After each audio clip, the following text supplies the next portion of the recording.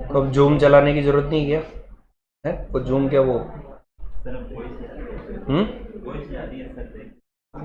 Hello hello, मैंने तो कर रखा भैया अटैच। पर्सनल माइक भी है, ये भी है।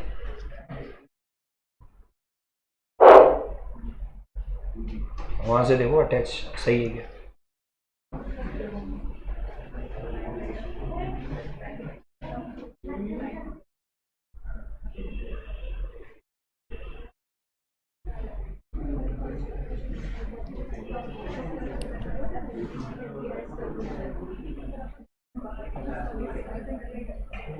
आवाज आ रही है ना? ठीक है, होगी चालू। ऑनलाइन बच्चे कोई अटैच नहीं है क्या? अच्छा, इसमें वो फाइल भी बता दो कैसे फाइल खोलते हैं। ये तो यहाँ पर हो जाएगी, और वो लिखने वाला उधर से ही सेम।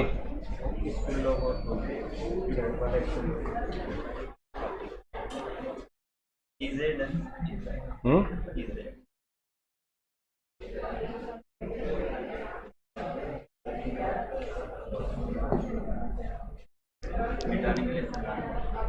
ठीक है। और वो वापस से फोल्डर बताने के लिए कोई बहुत स्लो रेस्पॉन्स है।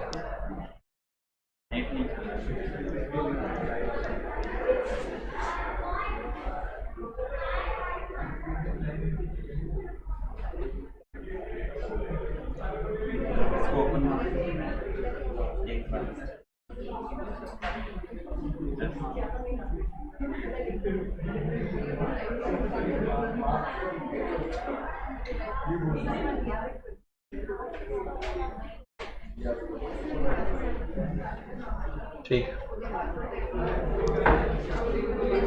स्टार्ट कर दूं ना मैं तो? कोई अटैच तो हुआ नहीं अभी। ठीक है। Good morning students.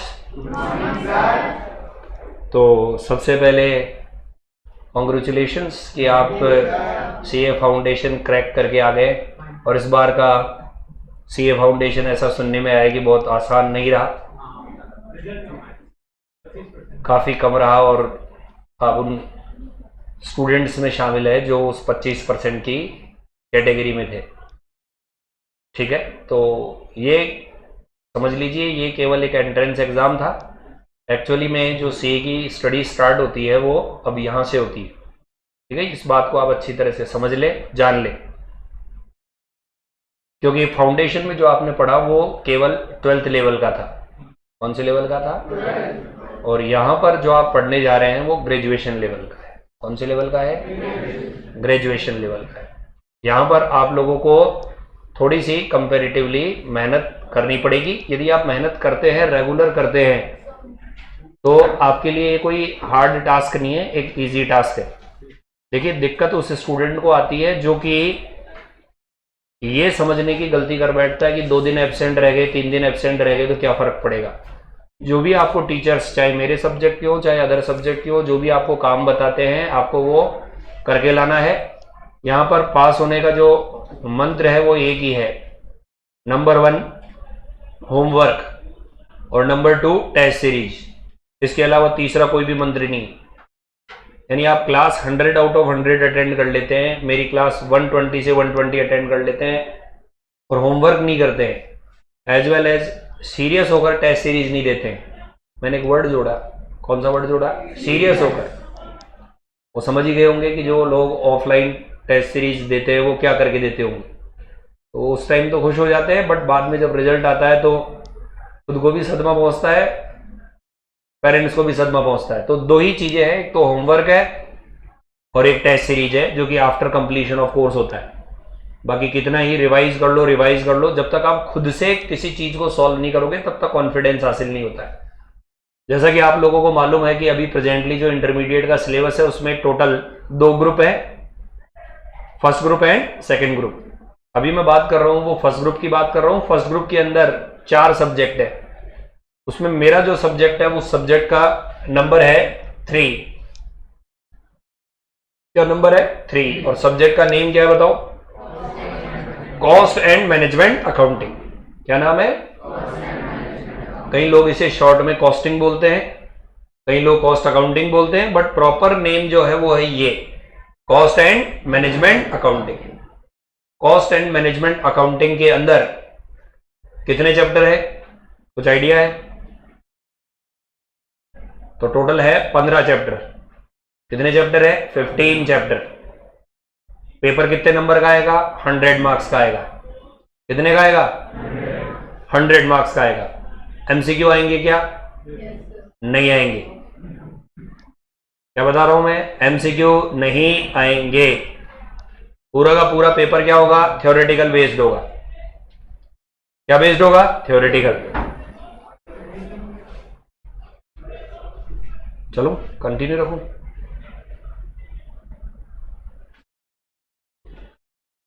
ये और तक पैनिक है।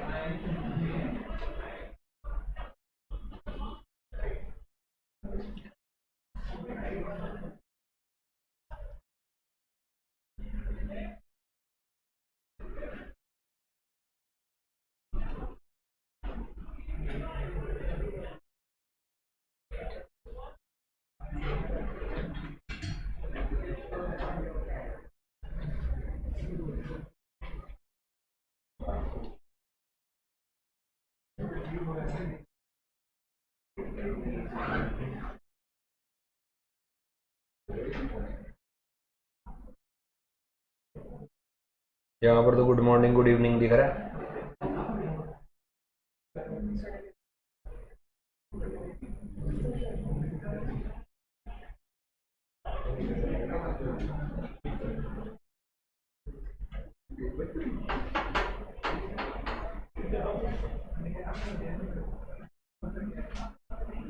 कितने बच्चे हैं?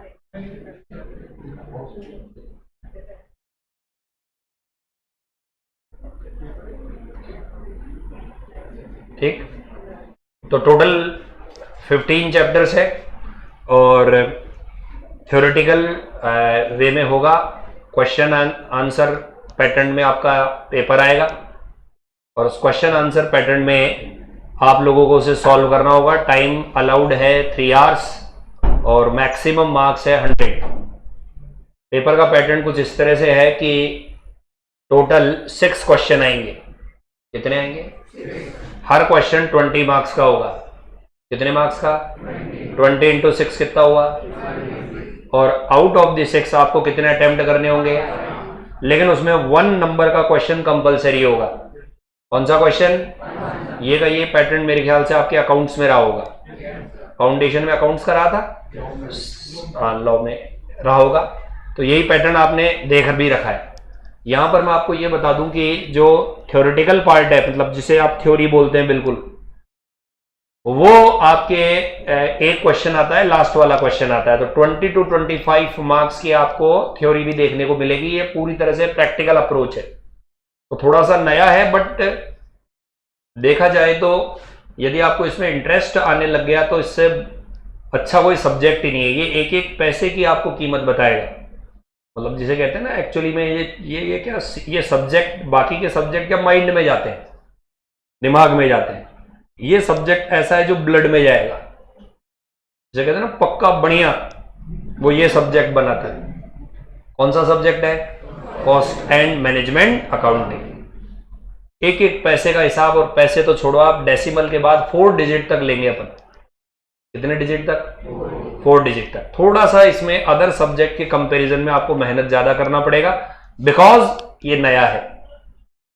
क्या है ये? नया। बाकी क्या है कि जो दूसरे सब्जेक्ट है, फॉर एग्जांपल अकाउंटिंग है, तो आपने 11th पढ़ा, आपने 12th पढ़ा, और क्वेश्चंस भी, जो चैप्टर्स भी हैं, वो सपोर्ट लेते हुए आएंगे, और आपको एंट्री बेस्ड चैप्टर होंगे तो आपको इजी लगेंगे कि यार ये तो ठीक है। लेकिन ये क्या बिल्कुल नया है, इस वजह से आपको यहां पर थोड़े से एक्स्ट्रा एफर्ट्स लगाने पड़ेंगे। बट ये एक इंटरेस्टिंग सब्जेक्ट है, लेकिन ये उन्हीं के लिए इंटरेस्टिंग सब्जेक्ट है जो कंटिन्यू क्लास ज्वाइन करेंगे। यदि बीच में आपके गैप हो जाता है तो उस चैप्टर को समझने में आपको दिक्कत आ सकती है। इस कारण से जब कभी भी आप किसी कारण से गैप हो जाए तो प्रीवियस क्लासेस देखकर ही क्लास में बैठें, अदरवाइज आपको प्रॉब्लम फेस करनी पड़ सकती है, क्योंकि यहां पर कंटिन्यूटी मैटर करती है। मैं बता रहा था आपको इसमें कितने चैप्टर्स आते हैं? 15। पेपर नंबर कौन सा है? 3। चलो चैप्टर के नाम देखते हैं। ये देखो सबसे पहले यहां पर क्या नाम लिखा हुआ है बताओ? इंट्रोडक्शन। क्या नाम है? फर्स्ट चैप्टर का नाम है इंट्रोडक्शन। बस इस चैप्टर में आपको पूरे सिलेबस के बारे में बताया गया है और इंपॉर्टेंट टर्मिनोलॉजी को समझाया गया है कि जो जो ऐसे ऐसे वर्ड आते हैं आपके एग्जाम में उनका मतलब क्या है, प्राइमा फेसी मतलब क्या है। ये चैप्टर है, ये पूरा का पूरा थ्योरेटिकल बेस्ड चैप्टर है, बिल्कुल थ्योरी आएगी और इसमें से आपके 4 to 8 मार्क्स के क्वेश्चन भी आते हैं। कौन से वाले चैप्टर में से? फर्स्ट। दूसरा चैप्टर क्या नाम है? Material cost. देन आगे एम्प्लॉय कॉस्ट। फर्स्ट चैप्टर का नाम क्या है? इंट्रोडक्शन। सेकंड का नाम मटेरियल। थर्ड का नाम लेबर या एम्प्लॉय। ठीक है। फोर्थ का नाम क्या है? ओवरहेड। क्या नाम है? ओवरहेड। ठीक है, इसको आप ओवरहेड मत समझ लेना, ये अलग है। देन आगे क्या लिखा हुआ है? एबीसी। एबीसी का पूरा नाम एक्टिविटी बेस्ड कॉस्टिंग। कितने हो गए टोटल? कितने थे अभी और कितने बाकी हैं? देन आगे क्या लिखा हुआ है बताओ? Cost sheet. देन आगे क्या लिखा हुआ है? Cost accounting system. देन आगे क्या है? Unit and batch costing. उसके बाद job and contract costing. Then process and operation costing. Then क्या लिखा हुआ है? Joint product and. उसके बाद क्या लिखा हुआ है? Service costing. Then standard costing. Then क्या लिखा हुआ है? Budget and budgetary. ये आपका पूरा सिलेबस है। टोटल कितने चैप्टर्स हैं? 15। जो आपके पास में आईसीआई से मटेरियल आएगा उसमें कॉस्ट अकाउंटिंग के 2 मॉड्यूल दिए जाएंगे। कितने मॉड्यूल? 2। एक तो मॉड्यूल 1 और एक मॉड्यूल 2। मॉड्यूल 1 में कितने चैप्टर होंगे? 7। मॉड्यूल 2 में कितने होंगे? 8। ऐसा है। जो यहां से आपको नोट्स मिलेंगे उस नोट्स में सारे के सारे क्वेश्चंस वो तो कवर होंगे जो आपके स्टडी मेट में है, as well as past exams में आए हुए क्वेश्चंस, आरटीपी में आए हुए क्वेश्चंस, एमटीपी में आए हुए क्वेश्चंस भी कवर्ड होंगे। ये नाम सुन रखे आपने? RTP, MTP. MTP model test paper. ठीक है, तो ये आपके कवर्ड होंगे। तो यहां से भी आपको नोट्स मिलेंगे, एक साथ ही बंच मिल जाएगा आपको पूरा का पूरा। थोड़ा वजनी होगा लेकिन आपको कैरी करना होगा। ठीक है, उसको आप पार्ट्स में डिवाइड कर लेना, आप जैसे भी कंफर्टेबल हो, बट आपको लेकर आना कंपलसरी। इंस्टीट्यूट क्या करता है? हर 2 अटेम्प्ट के बाद में अपने सिलेबस को रिवाइज करता है, रिफाइंड करता है, रिवाइज करता है, चीजें और कंटेंट क्या कर देता है? बदल देता है। तो एक बात का ध्यान रखना कि यदि आपके फ्रेंड, कोई रिलेटिव यदि सीए वगैरह कर रहे हो तो इट में भी पॉसिबल कि उन्हें कोई क्वेश्चन अलग पैटर्न से करवाया गया हो और मैं आपको अलग पैटर्न से करवा रहा हूं। ऐसा हो सकता है कि वो कहे अरे यार तुम्हारे सर ने ये क्या बताया, ये तो ऐसा एक्चुअली में ऐसे होता है। तो ये उनके अटेम्प्ट में ऐसा था, आपके अटेम्प्ट में वो बदल गया है। इंस्टीट्यूट ऐसा कर रहा है, जबरदस्त तरीके से कर रहा है। तो ये मत सोचना कि ये फलानी जगह तो ऐसे किया हुआ है और ये हमको ऐसे कैसे करा दिया। तो आपको नए मॉड्यूल के अकॉर्डिंग करवाया। आपने खुद ने भी देखा होगा कि सीए फाउंडेशन में 3-3 लिखे हुए रहते थे, this study material is belong to such attempt, this study material belong to such attempt, जबकि चैप्टर तो वही है। फिर ऐसा लिखने की क्या जरूरत आन पड़ी? क्योंकि कई क्वेश्चन के सॉल्यूशंस उन्होंने क्या कर दिए थे? Change. Same to same rule यहां पर भी एप्लीकेबल है। ओके, तो टोटल कितने चैप्टर हो गए? 15। और पेपर नंबर कौन सा है? 3। नाम क्या है इसका? Cost and management account. एक बात क्लियर कट समझ लो कि कई बच्चों की ये आदत होती है कि यहां पर रफ में लिखेंगे, घर पर जाकर फेयर करेंगे। ये बस आदत फाउंडेशन तक रहने देना, ये यहां नहीं चलेगा। यहां जो होगा वो फेयर ही होगा। ये शुरू में जोश रहता है कि रफ में करेंगे, बाद में घर पे जाके बढ़िया बढ़िया राइटिंग में उतारेंगे, कोई टाइम ही नहीं मिलेगा। तो ये यहां पर जो करोगे वही फेयर है और वही सब कुछ है। बस कॉपी उसकी क्या होनी चाहिए? अलग होनी चाहिए। यदि आपकी कॉपी की साइज ज्यादा बड़ी है, आप बीच में उसको पार्टीशन करके अकाउंट से आप कॉस्ट अकाउंटिंग का कर रहे हैं तो वेल एंड गुड, अच्छा है। बट कॉपी को क्या रखना? सेपरेट रखना, मिक्स मत करना। और घर पर जाकर उतारने की बिल्कुल सोचना भी मत, क्योंकि घर पर बहुत सारे काम और दूसरे भी रहेंगे, रिवीजन करना भी रहेगा, होमवर्क भी रहेगा, XYZ कई रहेंगे। शुरू में तो मैनेज हो जाएगा, लेकिन 15 दिन बाद में आप कहोगे कि नहीं ये तो गलती कर रहे थे, जो कर रहे हैं वही फेयर है, वही सब कुछ है, क्योंकि आपकी कम से कम 8 घंटे तो क्लास लगेगी ही लगेगी। ठीक है, तो हम जो स्टार्ट करने जा रहे हैं, शुरू के 5 दिन हम लोग फर्स्ट चैप्टर पढ़ेंगे। कौन सा चैप्टर पढ़ेंगे? उसमें वो कंप्लीट नहीं होगा, बस उसमें कुछ इंपॉर्टेंट डेफिनेशंस वगैरह हम देखेंगे। तो वो डेफिनेशंस पढ़ करके आप ये मत समझ लेना कि कॉस्ट अकाउंटिंग थ्योरेटिकल है। बस ये वही कहानी है कि जब एक मूवी स्टार्ट होती है तो नाम आता है प्रोड्यूसर, सिंगर, कोरियोग्राफर, बस वो चीज बताई जा रही है 5 डेज तक। देन फिर असली मैदान के अंदर चौके और छक्के लगाने के लिए तैयार हो जाना 4 to 5 डेज के बाद। तो आज जो हम स्टार्ट करने वाले हैं वो फर्स्ट चैप्टर स्टार्ट करने वाले हैं। हेडिंग लगा ले, introduction of cost and management accounting.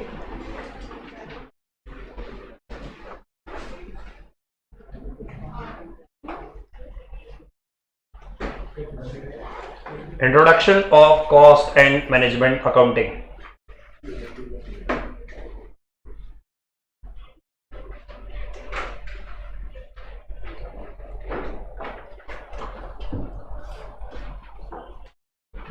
तो स्टार्ट करने से पहले मैं मेरा इंट्रोडक्शन भी दे दूं। My self chartered accountant Deepak Singh, और मैं 2005 का पास आउट हूं, और मेरे को सीए किए हुए 17 ईयर्स हो चुके हैं, 17 साल हो चुके हैं। 2005 में मैं सीए क्लियर कर लिया था, 17 ईयर हो चुके हैं, और मेरे को 17 साल का एक्सपीरियंस है। शुरू से ही मैं टीचिंग लाइन में रहा हूँ। सीए के साथ में मेरी क्वालिफिकेशन डीसा भी है, diploma in information system audit, as well as मैंने सीएस भी कर रखा है, और CA intermediate and competition classes में मैं क्लास लेता हूं, जो आरएएस में भी आपका एक कॉमर्स का पार्ट आता है, आरएएस मेंस में। तो कोई कॉम्पिटिटिव इंस्टीट्यूट है उनके अंदर मेरी क्लासेस रहती है। ठीक है, तो हम स्टार्ट कर रहे हैं। फर्स्ट क्या नाम से बताइए? Cost and management accounting. सबसे पहले बात आती है व्हाट इज कॉस्ट। क्या वर्ड बोला मैंने? कॉस्ट किसे कहते हैं बताइए? डेफिनेशन क्या होगी कॉस्ट की? इसकी डेफिनेशन है एक्सपेंडिचर। क्या वर्ड बोला मैंने? Incurred to produce a product और render a service is called cost. किसी प्रोडक्ट को बनाने में या किसी सर्विस को देने में जो पैसे खर्च होते हैं उसे हम क्या बोलते हैं? कॉस्ट। क्या बोलते हैं? कॉस्ट। किसी प्रोडक्ट को बनाने में, किसी सर्विस को देने में पैसे खर्च होते हैं, उस खर्च किए गए पैसे को हम क्या बोलते हैं? कॉस्ट। देन अगली चीज आती है कॉस्टिंग किसे कहते हैं? क्या वर्ड आया? कॉस्टिंग क्या है? तो कॉस्टिंग का मतलब होता है असर्टेनमेंट ऑफ कॉस्ट। क्या वर्ड बोला मैंने? कॉस्ट को निकालना ही कॉस्टिंग बोला जाता है। किसको निकालना? कॉस्ट को निकालना ही कॉस्टिंग बोला जाता। Ascertainment of cost is called costing. कितनी डेफिनेशन हो गई? पहली किसकी बोली? सेकंड किसकी बोली? कॉस्टिंग की डेफिनेशन क्या बोली? Ascertainment of is called. फिर आता है व्हाट इज कॉस्ट अकाउंटिंग। क्या बोला मैंने? अभी तो हमने बोला कॉस्टिंग, अब हम क्या बोल रहे हैं? तो कॉस्ट अकाउंटिंग का मतलब होता है कॉस्टिंग प्लस कॉस्ट कंट्रोल। क्या बोला मैंने? यानी कॉस्ट को तो असर्टेन करना ही करना है, साथ ही साथ हमें एक काम और करना है। बताओ वो कौन सा काम करना है? कॉस्ट का कंट्रोल। किसका कंट्रोल? कॉस्ट का क्या करना? कंट्रोल करने का मतलब क्या होता है? कम करना। कंट्रोल करने का मतलब कम से कम होता ही नहीं, वो तो रिडक्शन होता है। Very good. कंट्रोल में 4 स्टेप्स होती है। कितनी steps? Number 1 establishment of standards. क्या बोला? यानी क्या एस्टैब्लिश करना है? स्टैंडर्ड्स एस्टैब्लिश करना है। क्या एस्टैब्लिश करना है? जैसे ये पेन नजर आ रहा है, इसके लिए कंपनी ने बोला कुछ भी करो ₹100 से ज्यादा का नहीं पड़ना चाहिए। 100 रुपीज इसका स्टैंडर्ड कॉस्ट है। कौन सा कॉस्ट है? This is standard. ये कब डिसाइड किया जाता है? काम शुरू करने से पहले या काम हो जाने के बाद? Establishment of standards. And second things आती है काम पूरा हो जाने के बाद किसका पता चलता है? Actual cost. क्या वर्ड बोला मैंने? फर्स्ट स्टेप क्या थी? Establishment of. सेकंड स्टेप्स क्या है? Calculation of. थर्ड स्टेप है स्टैंडर्ड को एक्चुअल के साथ कंपेयर करो। क्या बोला मैंने? कंपेयर करो, तो उससे पता चलेंगे वेरिएंसेस। क्या पता चलेंगे? और फोर्थ स्टेप में वेरिएंसेस यदि पॉजिटिव है तो रिवॉर्ड दो, और वेरिएंसेस यदि नेगेटिव है तो पनिशमेंट दो। यही चीज क्या बोली जाती है? कंट्रोल। क्या बोली जाती है? कंट्रोल। जैसे आपके फादर मदर ने आपके लिए स्टैंडर्ड एस्टैब्लिश कर दिए कि इन सीए इंटरमीडिएट आपको 60% लाना है। कितना परसेंट? 60% लाना है। ये एस्टैब्लिशमेंट कब होगा? शुरू में या बाद में? कल ही बोल दिया रिजल्ट के समय मिठाई खिलाते खिलाते। अब की बात मोदी सरकार ने 60%। देन दूसरा स्टेप कौन सा हुआ कि काम पूरा होने के बाद एग्जाम का जब रिजल्ट आएगा उस समय किसका पता चलेगा? एक्चुअल। फिर दोनों में क्या होगा? किसका पता चलेगा? फिर वेरिएंसेस के अकॉर्डिंग क्या होगा? रिवॉर्ड और पनिशमेंट। बस यही चीज क्या है? कंट्रोल। यही चीज क्या है? तो कॉस्ट अकाउंटिंग में दो चीजें होती है। कितनी चीजें होती है? एक तो होता है कॉस्टिंग और एक होता है कॉस्ट कंट्रोल। अरे क्लियर है? और एक वर्ड होता है जिसका नाम है कॉस्ट अकाउंटेंसी। क्या नाम होता है? देखो, एक वर्ड होता है कॉस्ट, एक वर्ड होता है कॉस्टिंग, एक होता है कॉस्ट अकाउंटिंग, एक होता है कॉस्ट अकाउंटेंसी। तो सर ये क्या है? तो इसमें कॉस्टिंग भी है, इसमें कॉस्ट कंट्रोल भी है और इसमें डिसीजन मेकिंग भी है। अरे क्या है? तो डिसीजन मेकिंग का भी काम यदि आप करने लग जाओ तो आप इसे हम क्या बोलते हैं? Cost accounting, cost accountancy. क्या बोलते हैं? अपने सब्जेक्ट का नाम क्या है? Cost and management accounting. क्या नाम है? यानी अभी आपके पास में डिसीजन मेकिंग इतना नहीं आया, सीए फाइनल में आएगा डिसीजन मेकिंग। सीए फाइनल में डिसीजन मेकिंग आएगा और बढ़िया वाला शानदार वाला डिसीजन मेकिंग आता है। मतलब ऑसम, मतलब क्वेश्चन पढ़ने में भी मजा आए। तो सर ऐसे कैसे? मतलब आप लोगों से पूछा जाता है कि एक चौराहा है, उस चौराहे पर गाड़ियां खड़ी होती है तो ट्रैफिक खड़ा रहने से इतना पेट्रोल कंज्यूम हो जाता है, लोगों का इतना टाइम वेस्ट होता है, उसमें इतना पैसा खर्च हो जाता है। और चौराहे पर क्या है कि सुबह सुबह जब लाइट नहीं होती तो एक्सीडेंट भी हो जाते हैं जिसमें गवर्नमेंट को कंपनसेशन देना पड़ता है। अभी प्रेजेंटली ये है। अब आपका ये प्रपोजल है कि जो ओवरब्रिज बनाया जाए वो A to B बनाया जाए या C to D बनाया जाए। A to B बनाएंगे तो इतनी दुकान टूटेगी, उनको इतना कंपनसेशन देना पड़ेगा। हाइट ये रहेगी, एवरेज इतना बैठ जाएगा। C से D बनाए तो इतनी दुकान टूटेगी, ऐसे हो जाएगा। अब बताओ कि पहली बात तो ब्रिज बनाना चाहिए या नहीं, और बनाए तो किधर से बनाए? A से B पे बनाए या C से D पर बनाए? तो ध्यान रखना, ब्रिज बनाने का काम इंजीनियर्स का है, वो सीए का नहीं। सीए का काम इतना है कि किधर बनेगा। समझ गए क्या? तो डिसीजन मेकिंग के काम में भी आप लोगों का क्या रहता है? इन्वॉल्वमेंट रहता है। ठीक है, इंजीनियर तो कहेगा ठीक है किधर बनाना है आप मेरे को बता दो, A से B या C से D, वो मेरे ऊपर छोड़ दो किधर बनाना है। आप ये बताओ किधर की तरफ बनाना है। तो डिसीजन मेकिंग के काम में भी आपका रोल होता है। तो आपने हेडिंग लगा ली, सबसे पहले लिखेंगे cost.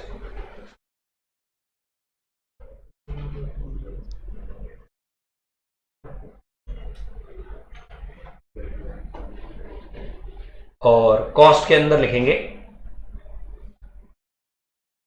Expenditure incurred, expenditure incurred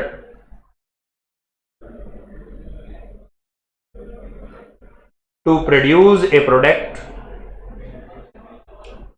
expenditure incurred to produce a product, और आगे क्या बोला था मैंने? Very good, render a service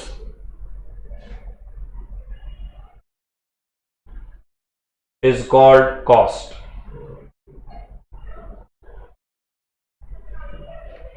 is called क्या? कॉस्ट। वापस से बोलो, क्या डेफिनेशन बोली मैंने?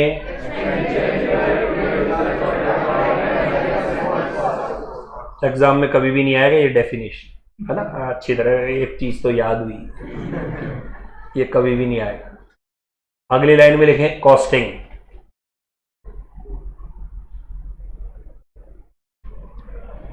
कॉस्टिंग क्या डेफिनेशन बताई थी मैंने?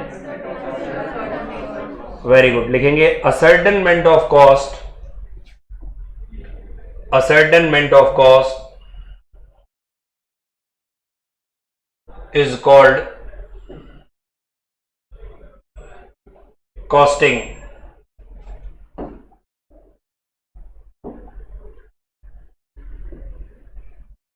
ascertainment of cost is called क्या? Costing। कितनी डेफिनेशन हो गई? कॉस्टिंग की डेफिनेशन क्या बताई मैंने? ascertainment of cost is called costing। ये देखो कॉस्ट है, देन कॉस्टिंग है, देन लिखो कॉस्ट अकाउंटिंग। कॉस्ट अकाउंटिंग, बताओ मैंने क्या डेफिनेशन बताई थी कॉस्ट अकाउंटिंग की? कॉस्टिंग प्लस, लिखे कॉस्ट अकाउंटिंग में costing plus cost control, costing plus cost control. जबकि जो CIMA लंदन में जो डेफिनेशन दी है कॉस्ट अकाउंटिंग की, बताओ क्या डेफिनेशन दी है? The process of accounting for cost which begins with the recording of income and expenditure और the base on which they are calculated and ends with the preparation of periodical statement and report for ascertaining and controlling cost. तो हमने केवल और केवल क्या लिखा बताओ? यहां से यहां ये इतना सा लिखा है, ascertainment of cost and control the cost। समझ गए? किसकी डेफिनेशन बताई मैंने? क्या डेफिनेशन बताई? Costing plus cost control. और कॉस्टिंग की डेफिनेशन क्या बताई थी मैंने? ascertainment of cost। क्लियर है? अब ध्यान से सुनना, कॉस्टिंग में आपने जो डेफिनेशन लिखी वो ये लिखी, ascertainment of cost। The process of ascertainment of cost is called costing and there are 7 methods। कितने मेथड्स हैं? कॉस्टिंग में कितने मेथड्स हैं? 7 मेथड्स है कॉस्ट कैलकुलेट करने की। अब आप कहोगे सर 7 मेथड है, हमें तो एक ही आता है कि सबको जोड़ लिया जाए, वही है कॉस्ट कैलकुलेट करने का। ये मेथड क्या है? तो यही तो पढ़ना है, यही तो पढ़ना है। मुझे आप ये बताइए, आप में से कई स्टूडेंट्स सिटी बस से यहां पर आए, कुछ आए होंगे, कुछ एक्टिवा अपनी बाइक वगैरह भी लाए होंगे, बट कुछ स्टूडेंट ओला उबर और सिटी बस से आए। आप मुझे बताइए, घर से यहां पर आए तो सिटी बस वाले ने आपसे 20 रुपए लिए सपोज, क्यों? उसे कैसे पता पड़ा कि सिटी बस वाले को कि 20 रुपए ही लेने? कैसे वो इतना पढ़ा लिखा है, वो कॉस्ट अकाउंटिंग पढ़ा हुआ है, इंटरमीडिएट पढ़ा हुआ है वो, है कैसे पता चला भाई? वो कैलकुलेट यदि एक जनरल लेमैन की तरह कैलकुलेट करे तो कैसे कैलकुलेट करेगा? अच्छा, सिटी बस नहीं खरीदी आज, कितने की? 20 लाख की, ठीक है।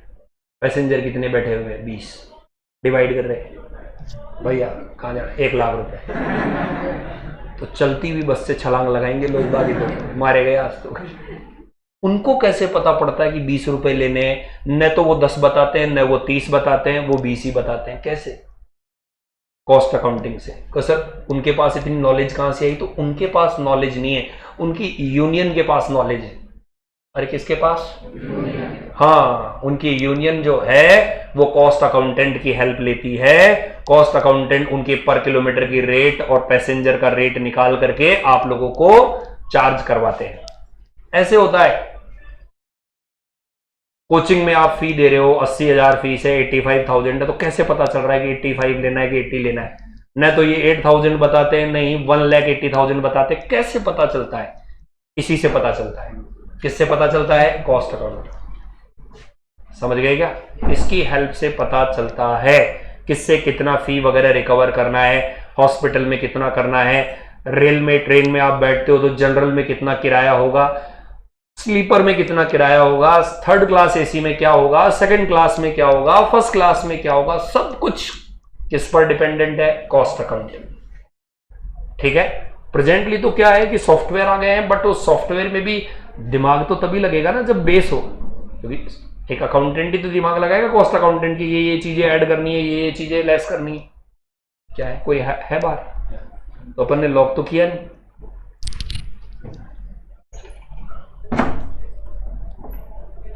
मार धक्का भाई। अरे ये अंदर ही नहीं घुस पा रहा। फाउंडेशन पास हुआ कि नहीं हुआ? गया वो देख लो।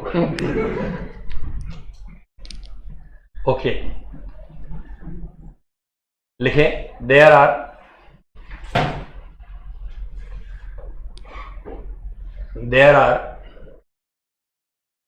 seven methods of costing. There are 7 methods of costing.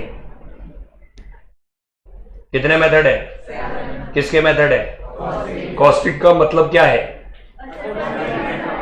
Ascertainment of. नाम लिखो। Number 1 job costing. Job costing. Number 2 batch costing. Number 1 क्या लिखा? नंबर 2 क्या लिखा? Batch costing. Number 3 contract costing. Contract costing. Number 4 process costing. Process costing. कितने नाम बता दिए मैंने? फर्स्ट नाम क्या बताया? Job costing. सेकंड क्या बताया? थर्ड क्या बताया? Contract costing. 4 हो गए। फिफ्थ लिखो प्रोसेस। प्रोसेस लिखवा दिया। उसके बाद लिखेंगे ऑपरेटिंग कॉस्टिंग। Operating costing. कौन सी कॉस्टिंग?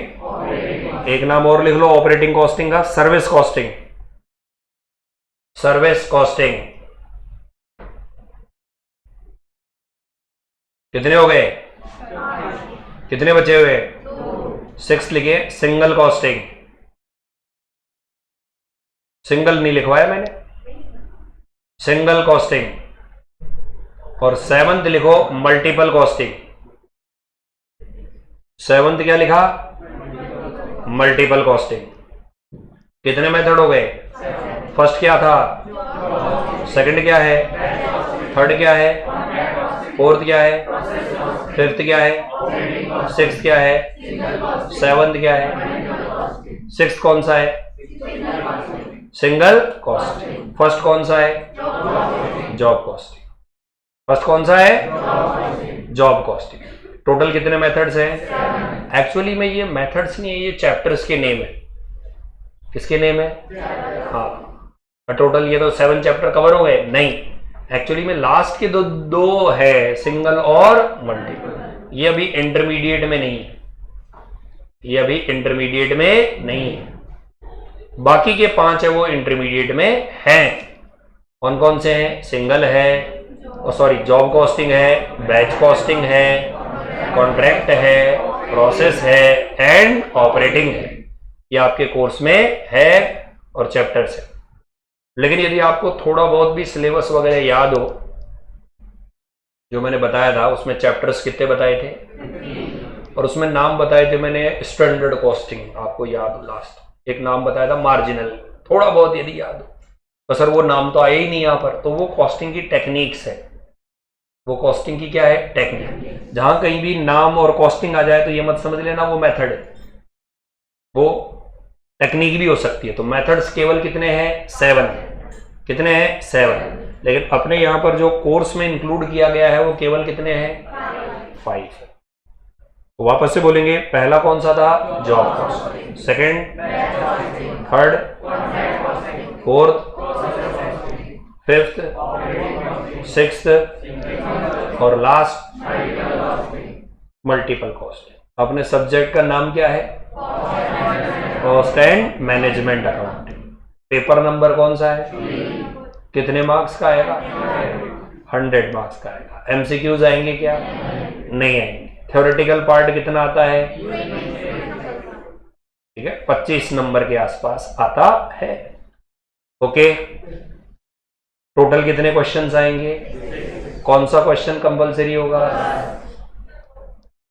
टोटल कितने चैप्टर्स हैं, 50। पहले चैप्टर का नाम क्या है, इंट्रोडक्शन ऑफ। ये भी बहुत बड़ा अचीवमेंट है कि आपको ये तो मालूम चल गया कि कितने चैप्टर हैं, कितने नंबर का पेपर आता है। दिस इज अचीवमेंट, ठीक है, छोटी सी चीज है, बट ये भी मालूम चल गया कि हाँ, ये मालूम चल गया कि हमको दौड़ना कितना है। ये भी तो मालूम चलना चाहिए, वरना दौड़ रहे लाल सिंह चड्डा की तरह रुकी भी रहे। रुकना कहाँ है भाई, ये तो पता हो, बस दौड़ना है, भागते जाओ, फिर देखा जाएगा। फर्स्ट जो चैप्टर है उसमें केवल और केवल डेफिनेशंस बताई गई। कॉस्ट की डेफिनेशन मैंने क्या बताई, बताओ, expenditure incurred to produce a product और is called good. Then second definition किसकी बताई, क्या डेफिनेशन बताई, ascertainment of cost is called cost. There are कितने मेथड है बताइए, 7। कौन कौन से मेथड है, job costing, batch costing, contract costing, process costing, operating costing, single costing, multiple costing. कितने मेथड है, कल मैं पूछूंगा आपसे, किसी को 2 याद होंगे, किसी को 3 याद होंगे, लेकिन मैंने सिंस ये बोल दिया है इसका 7 के 7 याद होंगे। रट रहे होंगे पहले, रट ले, ये पहले बता दिया कि हाँ पूछेंगे तो पढ़ के तो आएंगे, फिर भी देख लेंगे, कहीं निकलेंगे ऐसे ऐसे तीरंदाज जिनको 1 याद होगा या 2 याद होंगे या कुछ भी याद नहीं होगा। रिवीजन का खेल है। कॉस्ट अकाउंटिंग में बस मेन फैक्टर ये काम करता है कि आपने इसमें कितनी लेयर लगाई है, ठीक है। फर्स्ट टाइम जब आप मेरे से पढ़ोगे तो हर क्वेश्चन में आपको नई चीज देखने को मिलेगी, तो उसमें कहीं ना कहीं आपको लगेगा कि सर जैसे ही कोई नया सवाल आता है हम तो फ्रीज हो जाते हैं, न तो हमारे हाथ काम करते हैं, न हमारे पाँव काम करते हैं, हम तो बिल्कुल फ्रीज, बिल्कुल सन्नाटा। तो ऐसा इस सब्जेक्ट का नेचर है, इस कारण से इसमें कभी भी परेशान मत होना। ये फर्स्ट टाइम फर्स्ट क्लास में बताना इस कारण जरूरी है क्योंकि ये इसका फीचर है, ये सब्जेक्ट है ही ऐसा, क्योंकि आपने अभी तक पढ़ा नहीं। मैं आपको बोलूँ बिल्कुल मलाई कोफ्ता फर्स्ट क्लास, आपको यार सर ने तो बोला था आसान आसान, हम तो देखो ये ऐसा है, तो वो पता ही नहीं, हमारी जीभ बाहर आ जाती है, ऐसा हो जाता है, क्या हो गया। तो बताना बिल्कुल जरूरी है। लेयर लगती है इसमें, first layer, then second layer, then third layer, फिर फोर्थ लेयर के बाद में क्या आता है, कॉन्फिडेंस आता है, हाँ यार वी कैन डू इट, ठीक है। क्योंकि ये नया सब्जेक्ट रह गया ना, इस वजह से पास तो इसमें भी होना है, पासिंग मार्क्स का पता ही होगा आपको। अरे ये गलतफहमी में मत रहना, 40 कभी नहीं रहता। आपके कई दोस्त 40 के चक्कर में तो फेल हो गए, रिपीटर कोर्स में बैठे हुए हैं, इसके चक्कर में 40 के चक्कर में। पासिंग 40 नहीं है, पासिंग कितना है, 50 है। ये गलतफहमी यही तो है कि लोग बाग स्टैंडर्ड ही गलत चूज कर लिए। स्टैंडर्ड 40 चूज कर लिया तो 40 कर लिया, तो 40 आ गए तो खुश हो रहे, अरे क्या एग्रीगेट भी तो आना चाहिए, सभी में 40-40 आ गए, फिर क्या करोगे। टारगेट हमेशा बड़े डिसाइड करो। मेरे 90 कितना, 100 का, 120 का, फिर तो एबनॉर्मल कहलाओगे। कहीं डायरेक्टर प्रोड्यूसर ढूंढ रहे हैं 120 सेट करने वाले हो, कोई ऐसा भी मिले जो एबनॉर्मल सेट करे। ठीक है, तो आज मैं इतना ही करवाऊंगा क्योंकि काफ़ी सारे स्टूडेंट्स भी कल आएंगे और हर एक स्टूडेंट्स की ये होती है कि आज मैंने जॉब और बैच बता दिया और पढ़ा दिया, लगता है पूरा ही निकल गया, दिखता है फर्स्ट क्लास में ही। मेंटेलिटी है हमारी भी रही थी किसी जमाने। सबसे पहले कॉपी चेक करते हैं, कल कितना करवाया पहले ये बता दें, पन्नों में वजन कितना है। इस कारण से आज केवल इतना ही, यहाँ तक आप पढ़ के आना। कल हम कॉस्टिंग के डिफरेंट मेथड और इनके यूजेस को पढ़ेंगे। Okay, thank you.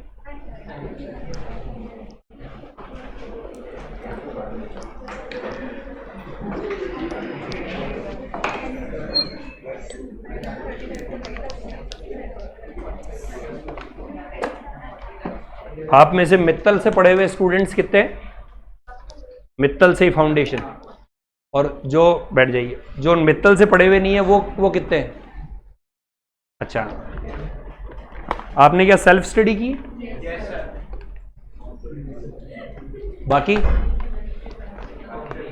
कॉन्सेप्ट्स और सेल्फ स्टडी कॉन्सेप्ट्स। फिर सेल्फ स्टडी वाले भी मतलब खतरनाक ही। तो सेल्फ स्टडी में बिल्कुल सेल्फ स्टडी या कोई ऑनलाइन क्लासेस वगैरह?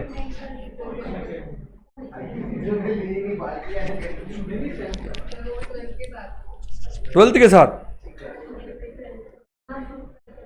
क्योंकि यदि सेल्फ स्टडी करके आपने फाउंडेशन क्लियर कर लिया तो हमारा साथ लेके इंटरमीडिएट में तो कोई दिक्कत आनी नहीं।